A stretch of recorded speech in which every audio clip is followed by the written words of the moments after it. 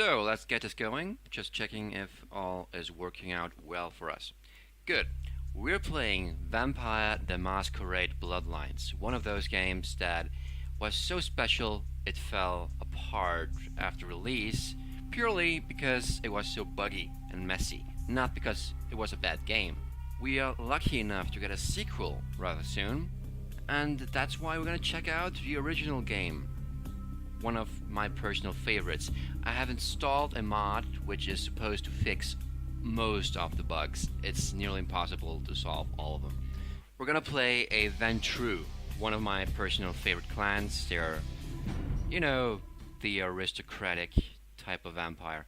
By the way, I'm gonna play on the German version, mostly because I don't have a different choice other to play with the German version because I'm located in Austria. And here we have the option of what vampire we want to play. Here we have a Bruja. They are the aggressive and dark kind of vampire. They're more or less I don't really know how to describe them other than they're the punchy ones, right? Next up, we have the Gangrel. The Gangrel are the animalistic vampires. The Gangrel, they can turn into various animals, but mostly just wolves. They're not werewolves, but they are what they are, right? They can turn into animals. Then we have the Malkavians. They are a lot of people's favorites because they are the insane vampires. They apparently see things in the world that makes more sense to them, but in return for this knowledge, they all went completely nuts. They're insane, and that is also mirroring in the way they talk with NPCs. We're not gonna play them. I've never had a playthrough with one. We might do one at some point, but for now I'm gonna go with what I know, because I haven't played it in years. And those guys are the Nosferatu. They're known as the ugly motherfuckers. They're disgusting, ugly, and they do not blend with society. And that's where part of the fun comes in, having to play one of those guys. You cannot move among humans, so essentially, the entire top map is no longer a thing for you. You have to move via tunnels, the subway system, and all creepy kind of areas. You are the thing in the dark, but you cannot be seen by humans, because that would obviously break your masquerade points. What are those masquerade points? They are up here. They show how much you break the masquerade, which is essentially like the law among the vampires. You're not allowed to show yourself. So that is what the Nosferatu are. They are, just by being themselves, they break the law. Next up, we have the Toreador.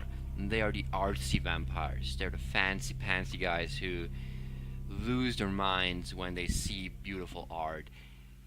Then we have the Tremere. They are the mages among the vampires. They didn't have a classic creation story like other vampires in the universe. They made themselves. They did something called diablerie, which is essentially kind of cannibalism among vampires. They cannibalized the vampire and became vampires themselves. That is how this clan was created. They're mages. They're absolutely hated in the community of the undead. They are a pretty interesting thing. You start differently. You have a whole safe house that is pretty much not accessible for other clans. Seeing every single clan is a different game, essentially. Ventrue is the basic RPG character. They have charm. They talk to people and they rule above them. They're just leaders, and that's why playing as them is a little easier. So we're gonna play as this guy. I'm gonna call myself obviously Blork, which is my new go-to name. Blork van Blork Zing. Blork van Blork Zing. That's actually a better name than Van Helsing. Good. Next up, we're gonna go male. Next, we go to our character sheet. So there's a whole bunch of stuff that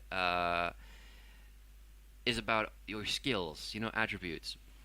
obviously in German, so some people are gonna have a problem reading it. I'm gonna reset it all. Yes.